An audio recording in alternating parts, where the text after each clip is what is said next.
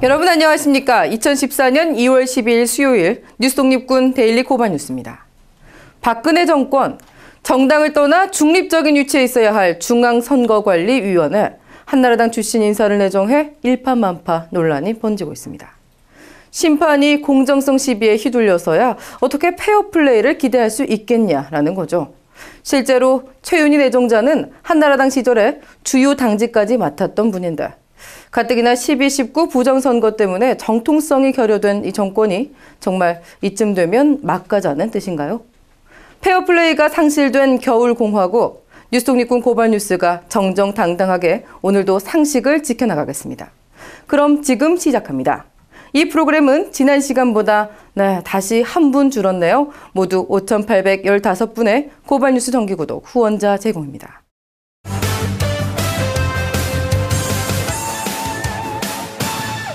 바쁘시더라도 이 뉴스들은 꼭 보시라고 저희가 발로 뛰어모은 오늘의 고발뉴스입니다. 지난해 포스코에너지 임원의 대한항공 여승무원 폭행 사건을 계기로 감정 노동자들의 인권 실태에 대한 관심을 촉구하는 목소리가 이어지고 있는데요. 감정 노동자들, 불합리한 상황에서 화를 참다 보니 정신건강이 다른 업종 종사자보다 좋지 않다는 조사 결과도 있었습니다. 감정노동 네트워크 등 시민단체는 오늘 기자회견을 열고 감정노동자 보호를 위한 법률 개정안의 조속한 통과를 촉구했습니다. 감정노동을 수행하다가 지치거나 힘들거나 어딘가에서 하소연하고 싶을 때는 사직을 하거나 퇴직을 하거나 쉴 수밖에 없는 구조. 또다시 쉬고 난 다음에 다시 복직을 하려고 해도 복직을 못하게 되는 구조. 또다시 다른 분야의 감정노동으로 흘러갈 수밖에 없는 그런 구조에서부터 저는 발생한다고 생각을 하고 있습니다. YTN이 박근혜 대통령의 무대책 경찰 증언을 비판하는 특종 기사에 대해 수차례 수정을 지시하는가 하면 대통령을 언급한 부분을 아예 삭제해 논란을 빚고 있습니다. 박근혜 대통령을 언급했다는 이유로 확인된 팩트와 녹취를 없애는 등 기사를 난도질한 건데요. YTN 기자들, 대한민국에서 박근혜 대통령은 무슨 성역이라도 되는 거냐라며 거세게 항의했습니다. 땡방 뉴스를 자처한 공중파 방송에 정권의 보위 방송으로 전락한 YTN. 박근혜 정권 지하 언론은 죽었다라는 말을 실감케 하고 있습니다. 무라야마 전 일본 총리의 한국 방문, 환영하는 분위기가 주를 이루고 있는데요. 이런 가운데 일본군 위안부 문제를 일본 정부 차원의 법적 책임이 아닌 아시아 여성 기금이라는 민간 위로금으로 매듭지으려 했던 그의 시책을 비판하는 목소리가 또한 나오고 있습니다. 오늘 무라야마 총리 국회에서 기자회견을 열고 위안부 문제에 대한 견해를 밝혔는데요. 우리 국민들이 가장 궁금해하는 내용이죠. 정작 일본 정부에 대한 법적 책임을 묻는 기자는 한 분도 없었습니다. 女性基金を作った時の経緯とね、真意が本当に正しい意味でご理解をいただいておったらね、あるいはまた変わっておったんじゃないかと、どっかでやっぱり行き違いがあったんだなというふうに思いますね。しかしやっぱりこれだけのことをしてですね、国家が責任を感じて保障すべきではないかと、こういう言い分もですね、決して否定するものではありません。ね、だけども、事の成り行きっていいますか、経過から考えてですね、今できることはもうこの程度のことしかできなかったということだと思うんでですね。 내란 음모 사건 전후 구속자 가족들에게 가해진 인권 침해. 생각보다 심각한 것으로 조사됐습니다. 인권단체들 오늘 보고회를 열고 평범한 시민의 일상이 공안이란 폭력 앞에 어떻게 허물어지는지 공안 탄압의 실상을 고발했는데요. 아무도 자신들의 얘기를 들어주지 않는 상황에서 누구에게도 진실을 말하기 어려웠다는 이 피해자들의 증언이 이어졌습니다. 로마 시대의 문둥병 환자 아시죠? 성서에 보면은 가까이 가도 말을 해도 그 사람들 문둥병 환자가 되잖아요. 사회에서 그래서 격리를 철저하게 시켰던 걸로 알고 있는데요. 저희는 그런 문둥병 환자 같은 그런 사람들이었습니다.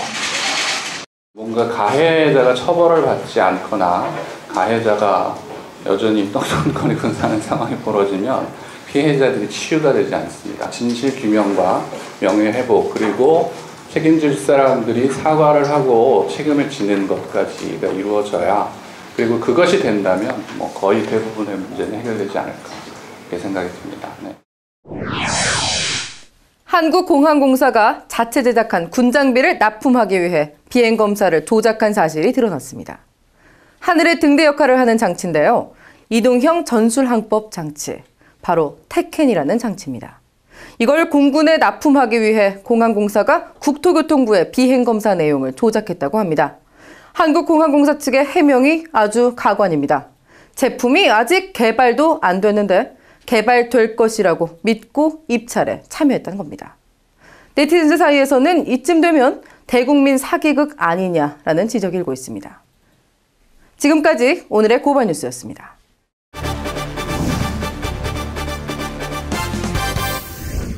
미국 캘리포니아주의 한 쇠고기 가공업체가 병든 소로 생산한 쇠고기 약 4,000톤을 자진 회수하는 일이 발생해 미국 사회가 들썩이고 있습니다. 대량 리콜이 이루어지고 있다는데요. 한국에서 이런 일이 생겼다면 어떻게 됐을까요? 멀리 뉴욕에서 국민 리포터 뿌아짜짜 씨의 보도입니다.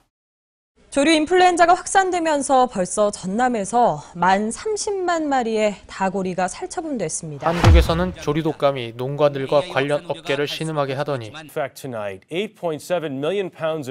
이번에는 미국에서 소고기 문제가 터졌습니다. 다행히 한국 수출용 제품과는 직접적인 관련이 없어 보입니다. 서부의 한 소고기 생산 업체인 란초 피딩 코퍼레이션, 캘리포니아와 텍사스, 플로리다 그리고 일리노이주에 소고기를 공급해온 해당 업체가 지난 1년간 제대로 검역 절차를 밟지 않았다는 사실이 미국 농림부 산하 식품안전검사청에 의해 적발되었는데요. 이번에 전량 회수 조치를 받은 고기의 양은 약 900만 파운드, 이는 약 56만 명에 달하는 제주도민 전체가 2년간 먹는 쇠고기의 양과 거의 동일한 분량입니다. 아직 정확하게 어떤 슈퍼마켓에 해당 제품이 흘러들어갔는지 발표가 되지 않고 있어서 미국 소비자들은 어리둥절해하고 있다고 합니다. 이번에 리콜 조치된 소고기들은 2013년 1월 1일부터 지난 2014년 1월 7일 사이에 생산 유통된 제품들이며 해당 소들은 질병에 걸려있는 등 건강상의 문제가 있었기 때문에 인간이 섭취하기에 부적절한 품질로 밝혀졌다는 발표가 있었습니다. 한편 해당 쇠고기들로 인해 접수된 피해 사례는 아직까지 없다는 발표도 함께 나왔는데요. 미국 누리꾼들은 그동안 이 고기들로 인해 병에 걸렸었다 할지라도 그것이 이 소고기 때문이었는지 모른 채 지나갔을 것이라며 분통을 터뜨리는 분위기입니다. 사실 미국 소고기에 대한 자국민들의 불신은 대단히 높은 편입니다. 끊임없는 농장에서의 소 사육 위생 문제와 더불어 작년에는 미국에서 핑크 슬라임 사건이 있었는데요. 핑크 슬라임이란 다진 쇠고기에 암모니아수를 섞어 만든 혼합물로서 맥도날드와 같은 레스토랑부터 미국의 유명 슈퍼마켓과 학교 급식에까지 사용되었습니다. 이러한 가공 처리가 살모넬라균류를 제거하는 등 긍정적인 역할을 하며 인체에도 무해하다는 관련 업체들의 발표가 있었음에도 불구하고요. 결국 이 핑크 슬라임은 슈퍼마켓 업주들과 맥도날드 측의 반입 거부로 일단락되기도 하였습니다. 다행히도 미국 육류 수출 협회인 USMEF 홈페이지를 통해 한국으로 수출하는 업체를 조사해본 결과 이번에 문제가 된 란초 피딩 코퍼레이션은 한국으로 직접 수출을 하는 업체는 아닌 것으로 나타났습니다. 하지만 한국으로 소고기를 수출하는 42개 업체 중 란초 피딩 코퍼레이션으로부터 고기를 공급받는 업체가 전혀 없는지는 추가적으로 확인을 해보아야 할 부분이며 더 큰 문제는 자국 내에서도 문제가 된 고기가 유통 중인 것을 무려 1년이 지나서야 알아차리는 나라의 소고기를 과연 우리가 믿고 수입할 수 있는지에 대한 부분입니다. 이번 리콜 사태에서도 다시 한번 미국 소들이 건강하지 못한 환경에서 자라고 있는 것이 일부 밝혀진 만큼 미국 정부의 진상조사와 더불어 한국에서도 미국 측에 더 높은 수준의 검역을 요청해야 할 것입니다. 이상 뉴욕에서 국민 리포터 뿌아짜짜였습니다. 국민 리포터 뿌아짜짜 씨, 멀리 뉴욕에서 수고 많으셨습니다. 더 많은 블로거들의 참여 기다립니다.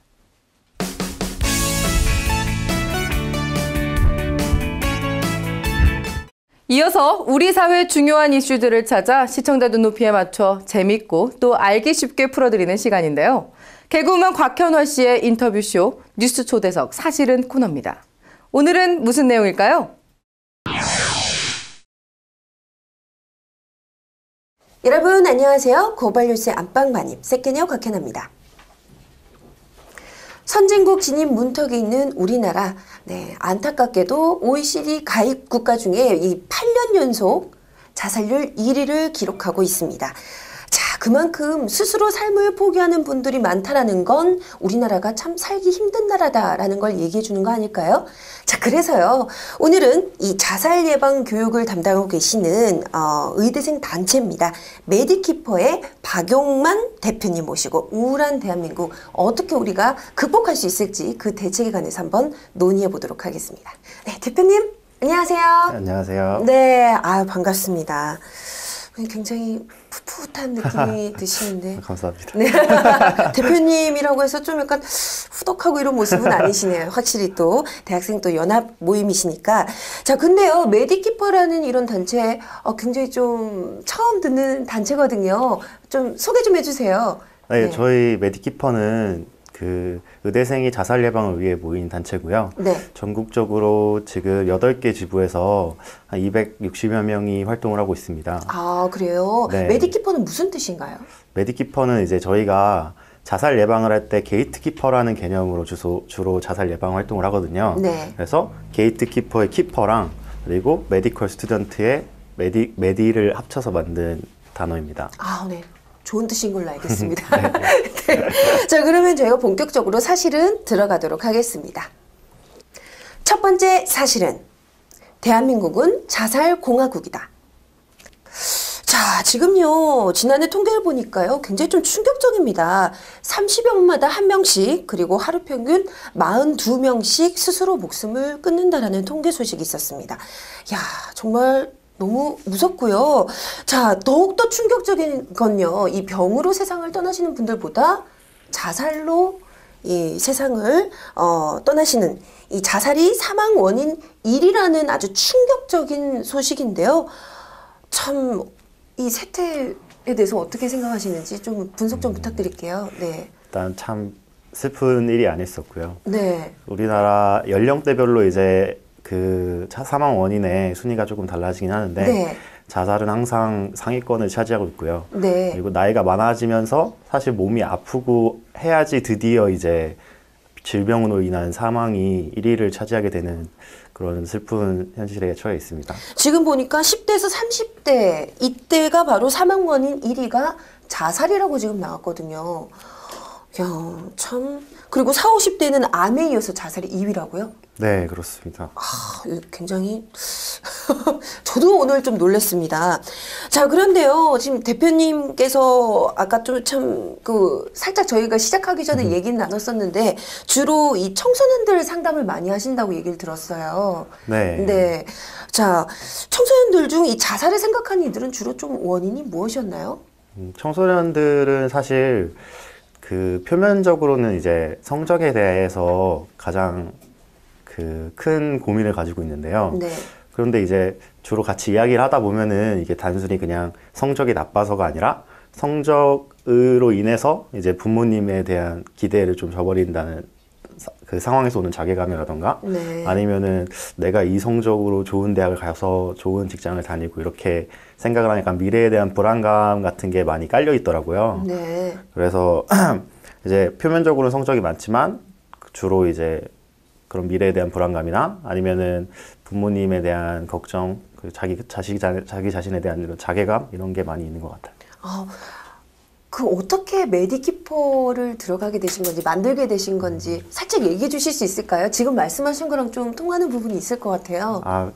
일단 제가 메디키퍼를 들어가게 된 이유는 제가 가해를 할 때 그 가해하던 학생이 네. 이제 성적 때문에 자살을 생각을 했던 그런 학생이었어요. 아, 그래요? 네, 그래서 이제 저도 그때는 이제 메디키퍼에 들어가 있지 않았으니까 네. 교육을 받지 않았고 자살에 대해서도 사실 생각은 해봤지만 아는 게 별로 없는 그런 상태여서 딱 처음 그 상황을 맞닥뜨렸을 때는 이제 어떻게 해야 될지도 모르겠고 그리고 뭘 해주고 싶어도 괜히 막 자극이 되진 않을까 뭐 말을 잘못해서 오히려 피해를 주진 않을까라는 네. 생각 때문에 오히려 이렇게 스스로 좀 그 무력감도 되게 많이 느끼고 네. 그랬거든요. 네. 그런데 이제 메디키퍼라는 거를 알게 되고 그래서 거기 처음에 기획단을 모집을 할 때 들어가서 이제 1기 대표님과 그 만드신 분과 같이 활동을 하면서 이제 교육을 받고 나서부터 이제 드디어 그 학생에 대해서 제대로 좀 뭔가를 해줄 수 있는 그런 상태가 되었죠.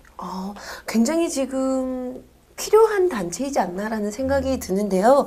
자, 그런데 그렇다면 이제 뭐 상담도 하고 여러 가지 활동을 하실 텐데 자살을 생각하는 이들, 네, 상담 경험에 비춰봤을 때 얼만큼 심각한가요? 저희가 사실은 완전히 상담을 하는 그런 단체는 아니라서 네. 상담 활동을 주로 뭐 어떤 것도 많이 하시는지. 저희는 이제 주로 일반인들을 대상으로 네. 주변에 이런 사람이 있을 때 어떻게 대처를 해야 되는지에 대해서 네. 교육을 하는 그런 단체예요. 네. 그래서 이제 주로 일반인들을 찾아가서 이제 주변에 이런 사람이 어떤 언어적 징후나 아니면 행동적 징후를 보이는지, 그리고 그런 사람들한테 어떻게 말을 들어주고 어떻게 대답해줘야 되는지에 대해서 교육을 하는 일을 주로 맡고 있습니다. 그러면 그 몇 가지 팁을 저희가 나중에 한번 듣도록 하고요. 네네.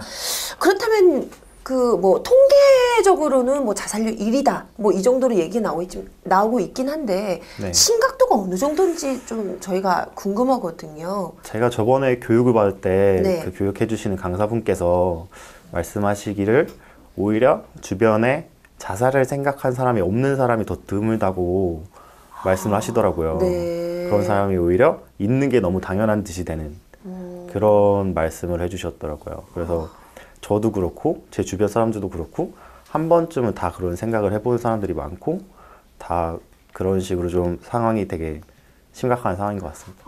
네, 너무 슬픕니다. 아까도 잠시 말씀을 해주셨지만 꿈과 희망을 가져야 할 우리 10대 청소년들이 올해도 미래에 대한 불안감 때문에 목숨을 끊는 이 사태 굉장히 좀 참 슬프기도 한데요. 근데 요즘엔요, 이런 뭐 개인적인 이유에서라기보다는 어떻게 보면은 뭐 시국과 관련해서 스스로 몸을 불사지르는 분 계셨죠. 네네. 그리고 또 쌍용 자동차들의 연이은 그 자살, 네, 이런 사회적 여건과 자살과의 상관관계도 좀 심각할 것 같은데 여기에 대해서 한 말씀 해주신다면요. 그 상관관계가 충분히 좀 있다고 생각을 하고요. 네네. 아무래도 그런 사람들이 이제 그 쌍용차 사태나 이런 시국에 의해서 그 사람들이 자기 개인적으로 상당히 심리적으로 많이 그 벼랑 끝까지 몰려서 결국 그런 선택을 하게 된 게 아닌가 그쵸. 하는 생각이 듭니다. 네, 맞아요. 그 자살 정말 극단의 선택 아니겠습니까? 이런 선택을 하시는 이유 분명 더 이상 어찌할 수 없음을 느꼈기에 얼마나 힘드셨으면 선택하셨을까라는 생각도 들긴 하는데요. 자, 그러면요, 저희가 계속 한번 사실은 얘기 나눠보도록 하겠습니다. 두 번째 사실은 자살의 또 다른 방조자는 바로 언론이다. 자, 자살이 전염되는 사회현상을 일명 우리 베르테르 효과라고 얘기를 합니다. 자, 그런데요, 유명 연예인이나 사회인사들의 이 자살 소식을 보도하는 언론들. 자, 그런데요, 이런 언론이 자살을 부추기고 있다라는 지적이 나오고 있습니다. 여기에 대해서는 어떻게 생각하시나요? 네, 저희 우리나라 언론은 사실 자살에 대해서 되게 좀 너무 쉽게 그냥 보도를 해버리는 경향이 있는 것 같습니다. 네. 그래서 베르테르 효과 같이 유명인들의 자살에 대해서 좀 특히 더 심한데요. 네. 그러니까 최근에도 있었던 유명인의 자살 같은 사건에 대해서 그 원인, 뭐 방법, 이유 이런 거 하나하나를 되게 거의 파헤치듯이 이렇게 다 알아내고 그리고 계속 매일매일 보도가 나오고 이런 식으로 너무 이렇게 좀 선정적이죠. 그렇죠. 선정적이고 네. 너무 상세하고 네. 그런 식으로 좀 그 가려야 되는데 그런 게 없이 그냥 일단은 그 자극적이고 네. 약간 좀 확 눈에 들어오니까 네. 계속 더욱 많이 이렇게 보도하고 보여주려는 경향이 있는 것 같아요. 그렇습니다. 자, 이게 이제 더 이상 좀 개인적인 문제가 아니라 우리 전 사회적으로 고민해봐야 되는 문제가 아닌가 싶은데요.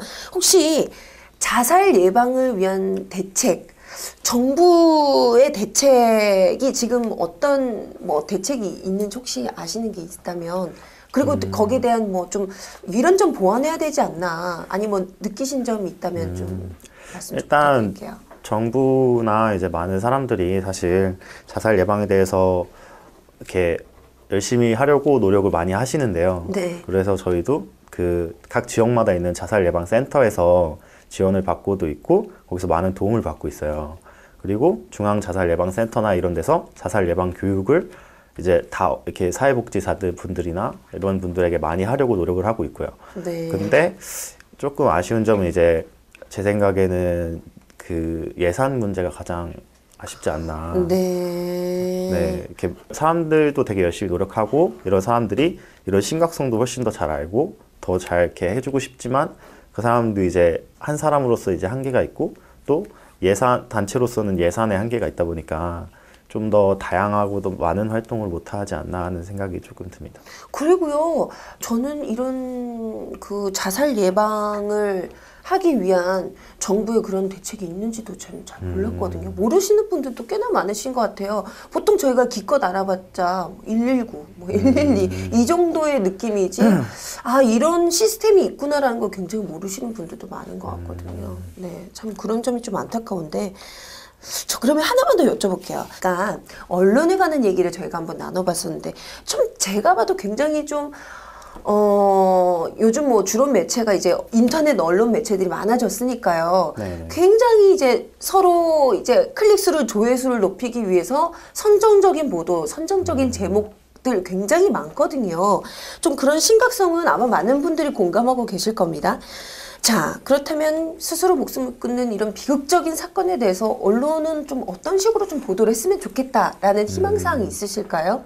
그 자살 보도에 대해서 이제 자살 예방 센터에서 9가지 그 권고안을 이제 가이드라인이 있어요. 그거 좀 말씀해 주세요. 그 보건복지부에서 자살 보도 권고 기준 2.0이라는 9가지 원칙을 이제 이렇게 제시를 했거든요. 네네네. 보시면 이제 이거 드릴게요. 첫 번째로 언론은 자살에 대한 보도를 최소화해야 합니다. 최소화해야 된다. 네. 두 번째로 자살이라는 단어는 자제하고 선정적 표현을 피해야 합니다. 네. 세 번째는 자살에 관련된 상세 내용을 최소화해야 합니다. 네. 이렇게 이어지는 이제 권고 기준이 있는데 네네.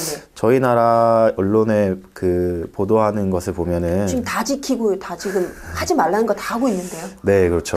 좀 이렇게 유명인들이 자살 관련 문제가 생기면 그날 자살에 대한 기사가 엄청 많이 올라오고 그쵸.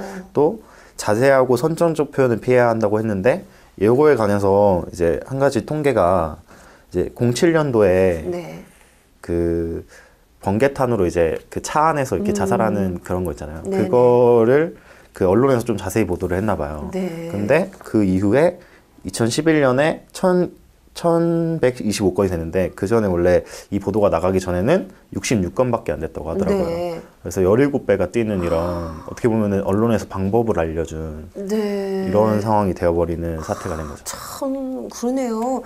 그리고 또 이런 생명을 끊는 이런 목숨을 이렇게 자기 스스로 끊는 이런 분들의 소식이 어떻게 보면은 선정적인 이런 부분으로만 접근을 한다면 굉장히 좀 생명을 좀 쉽게 보는 생명이라는 것에 대해서 우리가 소중히 지켜야 할 그런 것이 아닌 그런 식의 방법도 있네 라고 생각해 볼 수 있는 그런 오류를 범할 것 같은 걱정도 그렇죠. 되는데요. 자, 그러면요 이거 한 번만 여쭤볼게요. 이렇게 지금 참 불명예스러운 소식들이 들리고 있습니다. 자살 공화국까지 얘기를 듣고 있는데 그렇다면 이 자살 예방을 위한 대책이 있을까요? 자, 정부의 대책 어떤 건지 궁금합니다. 정부에서는 이제 각 지역마다 이제 네네. 정신보건센터를 놓고 그리고 그 정신보건센터에서 그 지역에서의 이제 정신과적으로나 이런 거를 도움을 주기 위해서 설치를 하고 진행을 하고 있고요. 그리고 중앙자살예방센터에서도 이 앞에 말했던 그 언론에 대해서도 모니터링을 하는 곳도 돌리고 있고 그런 식으로 여러 가지 활동을 진행을 하고 있는데 그 홍보가 생각보다 약간 그러니까요. 아쉬운 게 있는 것 같습니다. 저도 지금 거기에 관해서는 그런 단체가 있단 말인가? 근데 뭐 예전에 생명의 전화 이런 것도 있었던 것 같은데 이게 그럼 정부의 기관인가요? 제가 알기로는 그거는 이제 민간 단체로 알고 있고요. 그렇군요. 네, 그래서 저도 메디키퍼로 들어오기 전에는 오히려 민간단체 쪽을 더 많이 알고 있었던 것 같아요. 네. 근데 또 굉장히 좀 아쉬운 부분이요. 제 주변 지인이 저한테 그런 조언을 해주더라고요. 우울증을 굉장히 오랫동안 앓았어요. 그래서 나도 좀 약간 기분이 좀 요즘 우울한 것 같아. 나도 좀 상담을 받고 싶은데 절대로 받지 말라고 하더라고요. 네. 그래서 왜 그러냐 했더니 그런 정신과 이력이 남으면 보험 혜택을 받을 수가 없다. 뭐 이런 얘기를 하던데 참 여기에 대해서 혹시 하시고 싶은 말씀 있으신가요? 일단은 네. 정신과라는 곳은 사실 외국 같은 경우는 그냥 좀 우울하거나 아니면 네. 직장에 의한 스트레스 이런 것 때문에도 간단하게 가는 곳이거든요. 몸에도 상처가 나면 우리 바로 연고 바르고 이렇게 네. 병원 가듯이 그렇죠. 마음에 그렇죠. 상처가 났는데. 네, 그런 곳인데 우리나라에서는 이상하게 가면 약간 이상한 소리 듣는 그쵸. 이제 이상한 애다라는 좋은 꼬리표가 곳이라 닿는 생기실 듯이 것 같고. 네. 그런 곳으로 인식이 되어 있어서 사실 우리나라에서 약간 몸이 아픈 거는 잘 돌봐주려고 노력을 하는 것 같은데 아직 마음이 아픈 거에 대해서는 좀 못 챙기고 있는 게 아닌가 네. 하는 생각이 드네요. 지금 말씀을 듣다 보니까 그런 생각이 들어요. 우리 마음에 입은 상처에 대해서도 떳떳하게 그리고 남과 토론하고 남한테 이제 좀 밝힐 수 있는 그런 사회 분위기도 만들어줘야 하고 이런 실질적인 혜택조차 막고 있다면 이거는 정부의 대책 심각하지 않을까라는 생각이 드는데요. 자, 그럼 세 번째 사실은 들어가도록 하겠습니다. 세 번째 사실은 삶의 절벽에도 희망은 있다. 자, 이제 본격적으로 메디키퍼의 활동에 관해서 얘기를 듣고 싶습니다. 어떤 식으로 자살 예방 교육을 하고 계신지 저희가 좀 몇 가지 팁을 얻어서 저희도 적극적으로 좀 쓸 수 있도록, 그쵸? 자, 그런데요, 지난해 스마일 캠페인이라고 이렇게 또 이 캠페인을 여셨더라고요. 눈이 마주치면 웃어주세요 라는 이 피켓 문구 굉장히 인상적이었는데 어떤 내용이었는지 그리고 이게 좀 실효성이 있었는지. 네.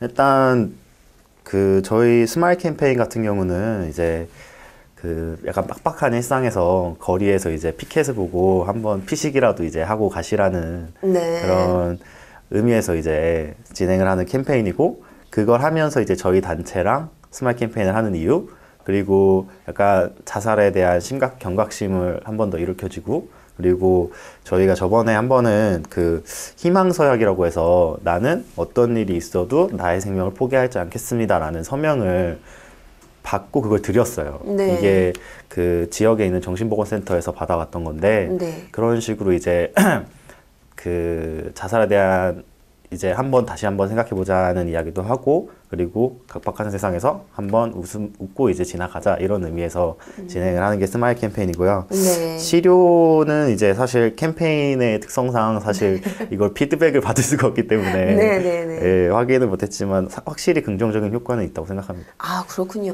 근데 저도 그렇더라고요. 뭐 택시를 타거나 뭐 버스를 타거나 어디 뭐 상점에 들렸을 때 마지막에 나올 때 그냥 수고하세요라고 했는데 그 분께서 좋은 하루 되세요. 딱 이런 말 한마디만 들어도 그냥 오늘 좀 왠지 기분 좋은데 좀 가슴 따뜻해지고 이런 느낌 받았거든요. 아마도 그런 효과가 아닐까 싶습니다.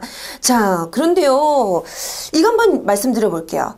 자, 자살 예방 교육을 하면서 어떻게 좀 느끼신 점이랑 좀 뭔가 아쉬웠던 점 있으실까요? 이게 아쉬웠던 점이랑 가장 보람찬 점이랑 좀 같은데요. 네. 우리가 많은 걸 가르쳐주고 왔다는 느낌과 아직 이 사람들이 많은 걸 모른다는 생각이 같이 들 때거든요.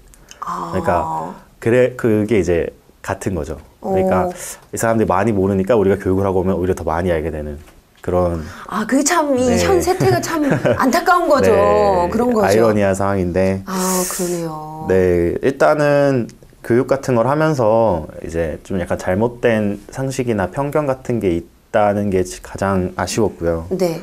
그리고 아직도 그런 부분에서는 사람들이 좀 이렇게 자신의 자살이나 아니면 우울증 같은 이야기를 터놓고 얘기하기 힘든 상황이다라는 점을 조금 느꼈어요. 아, 그렇군요. 자, 그러면요. 자살 예방을 위해서 저희가 좀 쉽게 활용할 수 있는 어떤 방법, 좀 주변인들을 괴로워하시는 분들이 있는데 내가 어떻게 도와줄 수 있는 방법이 없을까 고민하시는 분들 계실 거거든요. 거기에 대해서 뭐 조언을 해주신다면요? 일단은 주변에서 도와주는 방법이 사실 정말 쉽거든요. 왜냐하면 뭐예요? 그냥 옆에서 같이 이제 공감해주고 이야기를 들어주고 네. 그러기만 해도 큰 힘이 돼요. 왜냐하면은 그 사람은 자살을 생각하고 있는 사람은 세상에 자기 혼자밖에 없거든요. 그런데 옆에서 자기의 생각을 동조해주고 자기가 힘든 걸 이해해주는 사람이 있다면 그 엄청 큰 힘이 되거든요. 네. 그래가지고 이제 그 주변에서 힘든 사람이 있다면 이제 약간 사실 부담스럽잖아요. 그래서 네. 피하거나 그쵸. 괜히 그러지 말고 나도 힘든데 막 이러면서. 그렇죠.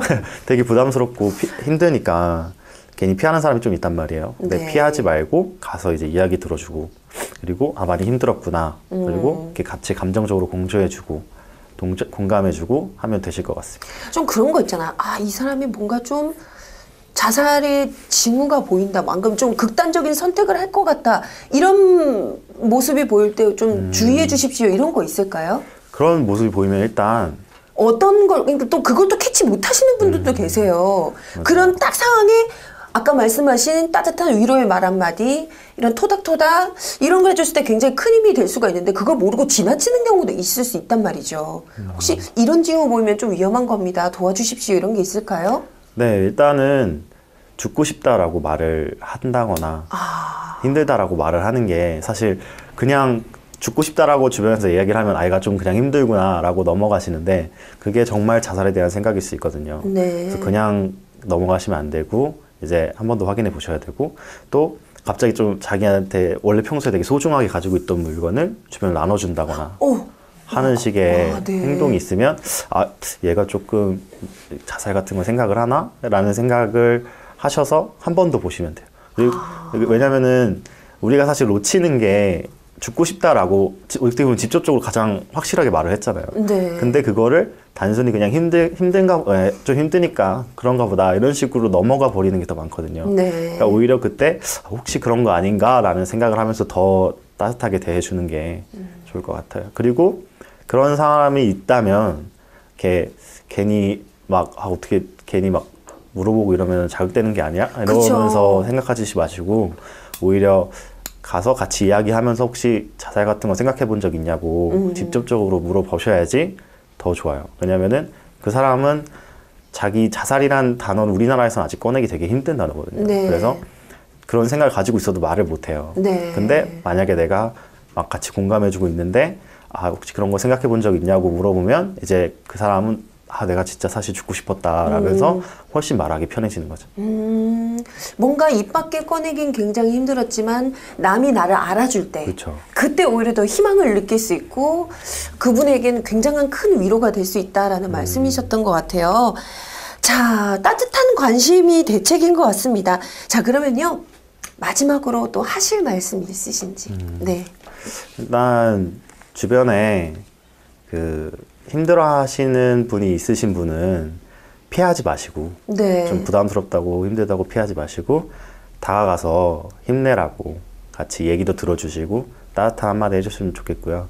혹시 본인이 자살이나 이런 걸 생각하고 있다면 잠깐 좀 멈춰서 이제 주변을 둘러보면서 주변 사람들에게 이야기를 하면서 한 번 더 생각해 보는 게 좋지 않을까 하는 생각을 합니다. 네, 오늘은 자살 예방 교육을 펼치고 있는 의대생 단체죠. 메디키퍼의 박용만 대표님 모시고 한번 얘기를 나눠봤습니다. 자, 외면하지 말아야 할 우리 주변의 목소리에 대해서 다시 한번 생각해보는 시간이 아니었나 싶었는데요. 자, 그럼 3가지 사실 다시 한번 확인해 보도록 하겠습니다. 첫 번째 사실은 대한민국은 자살 공화국이다. 참 안타깝게도 지금 사실로 밝혀졌죠. 두 번째 사실은 자살의 또 다른 방주자는 바로 언론이다. 자, 사회 순기능을 해야 할 언론이요. 오히려 더 자살을 부추기고 있는 이런 사회 형태. 정말 안타깝습니다. 자, 언론은요. 지금 굉장히 좀 많이 변질됐죠? 네. 이런 형태 많이 알고 계실 겁니다. 어서 빨리 제 기능으로 돌아와서 많은 분들께 오히려 더 힘이 되는 뉴스를 전달해 주셨으면 좋겠네요. 세 번째 사실은 바로 삶의 절벽에도 희망은 있다. 네. 마지막으로 저희들에게 팁을 주셨죠. 주변에 힘들다, 죽고 싶다, 어떤 이런 뉘앙스를 풍기는 분들 계십니까? 나도 살기 힘든데 그냥 외면하진 않으셨습니까? 자, 이런 분들에게 가장 중요한 게요. 바로 따뜻한 관심, 말 한마디라고 합니다. 이 점 우리가 확인할 수가 있었고요. 자, 스스로 목숨을 끊는 이 정말 이런 불행한 현상 이 막기 위해서 사회적 지원책이 정말 절실하지 않을까라는 생각도 동시에 한번 해봤습니다. 자, 다음 이 시간에도요. 꼭 알아야 될 사실만을 모아서 여러분들께 전달해 드리도록 하겠습니다. 다음 이 시간에 다시 찾아뵐게요. 여러분 감사합니다. 매번 참 유쾌하고 재치 있는 입담으로 다양한 사실을 이끌어내주고 계시는데요. 곽현아 씨, 오늘 자살률 1위를 기록하고 있는 대한민국 현실에 대한 3가지 사실 잘 들었습니다. 수고하셨습니다. 안녕들 하십니까? 대자보 열풍. 이번에는 삼성자본과 막 나가는 대학에 빅엿을 날렸습니다. 성균관대에서 대학의 실태를 고발하는 대자보 100일장이 열려 눈길을 끌었는데요. 삼성자본에 휘둘리는 대학, 청소노동자들을 탄압하고 대자보를 떼어가는 대학, 그리고 등록금으로 장사하는 대학에 신랄한 비판이 이어졌습니다. 장원급제는 중앙대 학생에게 돌아갔는데요. 오늘은 이 학생의 글로 뉴스를 마무리하도록 하겠습니다. 선생님, 대학 가면 내가 좋아하는 소설 마음껏 읽을 수 있다면서요. 이쁜 여자친구 사귀어서 커피 마시고 연극 보고 여행 가고 마음껏 웃을 수 있다면서요. 그런데 저희 학교는 청소노동자분들이 학교의 부당한 처사에 맞서 파업을 했고 과실 옆에 이웃 학과가 없어지고 그 과의 친구는 꿈도 후배도 웃음도 잃었습니다. 아니, 빼앗겼습니다. 그 옆에서 저는 어떻게 해야 웃을 수 있습니까? 선생님, 봄인 줄 알았던 대학은 겨울이었습니다. 너무 춥습니다. 너무 추워 타 죽은 사람도 있습니다. 저는 얼어 죽지 않기 위해 사람들의 손을 잡고 그 체온으로 연명할 뿐입니다. 하지만 이렇게 봄은 오는 것입니다. 꽃은 필 것입니다. 오늘 뉴스 독립군 고발 뉴스 여기까지입니다. 시청해주신 여러분 고맙습니다.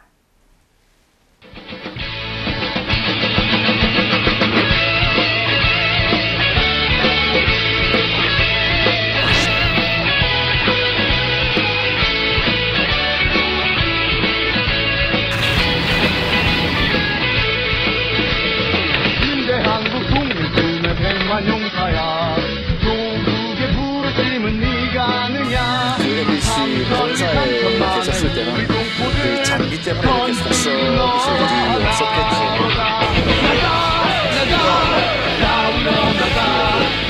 위원장한테 전화를 받으시도록 되어 있는데 수사에 방해가 쳤다고 생각하지 않고요?